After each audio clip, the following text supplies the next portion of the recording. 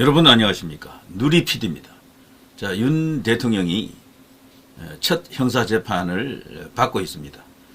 자, 혐의를 전면 부인했습니다. 이게 어떻게 내란이 되느냐, 이제 이런 논리죠. 몇 시간짜리 사건에 불과하다. 그것도 비폭력이었고, 의도 자체가 순수했다라는 거죠. 비폭력적인 몇 시간 사건에 불과하다. 이게 무슨 내란이냐, 이제 이거죠. 충분히 납득할 수 있는 논리고, 이제 그런데 우리나라에서는 이 이제 진영으로 쪼개져 있잖아요. 한쪽에서는 저걸 내란으로 보고, 다른 한쪽에서는 대통령의 당연한 어떤 권한 행사다, 이제 이렇게 보는 거죠. 자, 헤드라인만 일단 한번 읽어보면요. 윤 대통령 첫 재판 직접 발언, 작심하고 아주 강한 발언을 했더라고요. 몇 시간 사건을 내란으로 몰아간 전형적인 이 정치 공작의 다름 아니다라는 거죠. 자, 검찰에서는 국헌 문란이라고 주장하고 있습니다. 자, 검찰 출신의 대통령이 이제 검사들하고 싸워야 됩니다. 자, 거기서 이제 이 재판장이 지기현 판사입니다. 정말 믿고 보는 지기현 판사입니다. 1심 재판은 그나마도 안도할 수 있는 게 이 대목이죠. 자, 속보 윤석열 전 대통령 오전 재판 종료. 자, 재판 나온 피고인 윤석열 주소 묻자 서초동 아크로비스타. 내란 우두머리 혐의 윤석열 전 대통령 첫 정식 형사 재판. 자, 피고인 윤석열 첫 출석날 법원 앞 요란했겠죠. 재구속하라, 무죄다, 이렇게 양측이 소리를 높였겠죠. 자, 그럼 보면요, 대통령의 이 재판은 사실상 어쩌면은 이 탄핵 재판보다 더 중요할 수도 있어요. 탄핵 재판은 임기를 이제 이게 닦음 못 낸다라는 그런 의미가 있지만, 이거는 인신의 자유를 구속할 수도 있는 그야말로 엄청난 사태거든요. 자, 이 대통령이 이제 살아서 이제 이렇게 나올 것으로 보지만, 변수가 많습니다.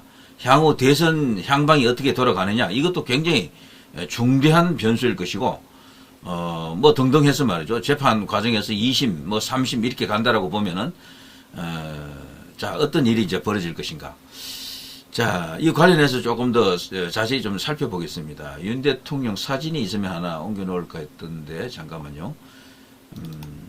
윤석열 대통령은 성부사입니다. 결국엔 살아서 돌아오지 않겠나.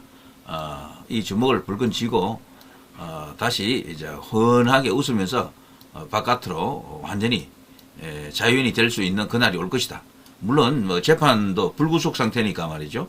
지금도 어느 정도 자유는 허용되고 있는 거죠.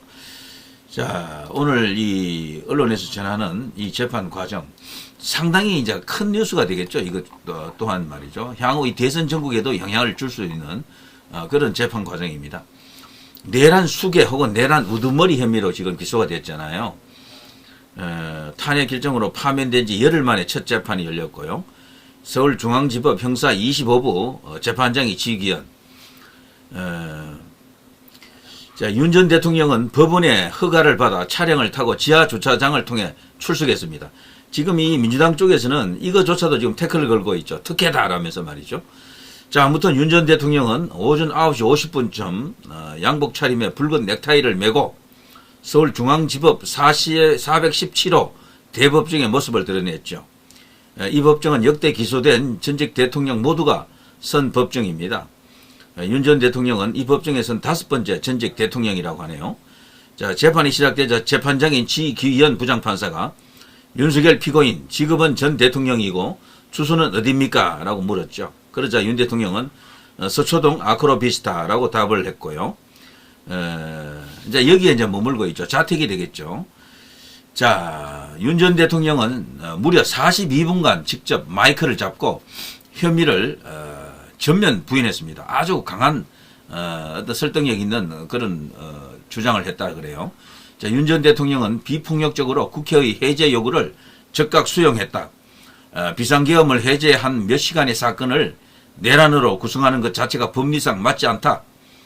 또 김용현을 국방부 장관으로 임명할 당시 비상계엄을 전혀 염두에 두지 않았다. 검찰 말대로 2024년 봄부터 이런 그림을 그려왔다는 주장 자체가 코미디 같은 이야기다. 이렇게 이제 주장했고요.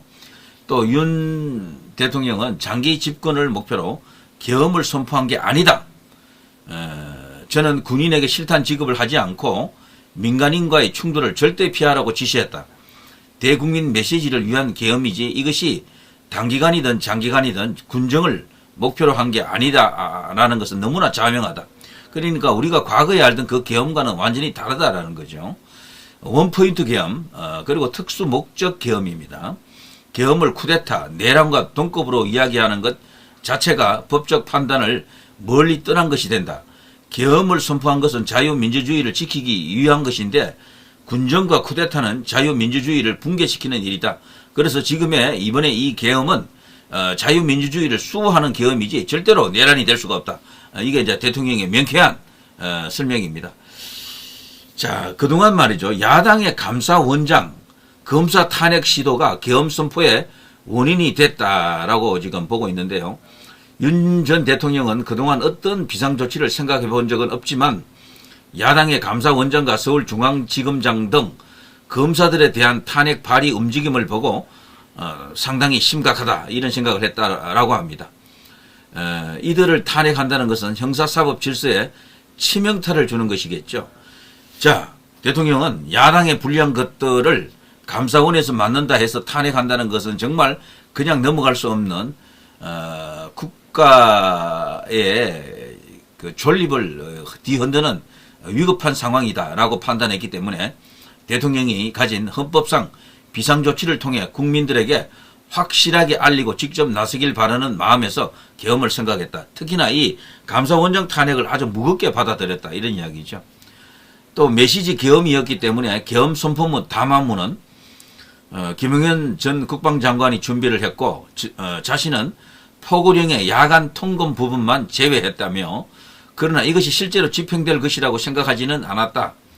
더불어민주당사 여론조사 꽃에 군을 투입하라는 지시도 부정선거 의혹 관계자들을 수사하는 지시도 한 적 없다라고 분명히 말을 했습니다. 다시 한번 요거 이제 읽어드리면요. 더불어민주당사 여론조사 꽃에 군을 투입하라는 지시도 부정선거 의혹 관계자들을 수사하라는 지시도 한 적 없다. 글쎄요. 자, 정치인 체포 의혹에 관해서는 여인영 전 국군 방첩사령관이 조지오 경찰청장에게 누구를 체포해달라는 것이 아니라 수사 대상이 될 수 있는 가능성이 있는 사람들에 대한 위치 파악이 가능하냐고 물으며 명단을 줬더니 검토 후 조지오 경찰청장이 다시 전화로 영장 없이 불가능하다고 했다는 걸 들었다. 메시지 계엄이었기 때문에 계엄사 조직도 합동수사본부도 아예 구성되지 않았다. 우리가 알고 있는 그런 일반적인 계엄과는 완전히 다른 차원이 다른 어떻게 보면요. 이게 무슨 계엄이냐 하는 수준의 계엄이다. 자, 윤 대통령 측 윤갑건 변호사도요. 공소사 사실 전체를 부인한다라고 하고요. 야당의 탄핵 남발과 예산 폭주, 선거관리위원회의 행정질서 위기 등을 국민에게 알리고자 대통령이 한 정당한 권한 행사라고 하면서 검찰 측 주장에 반박을 했습니다. 자, 첫 공판인 만큼 검찰이 공소사 사실을 설명했고요. 여기에 대해서 피고인의 인정 여부를 확인하는 모두 절차가 진행이 이제 됩니다.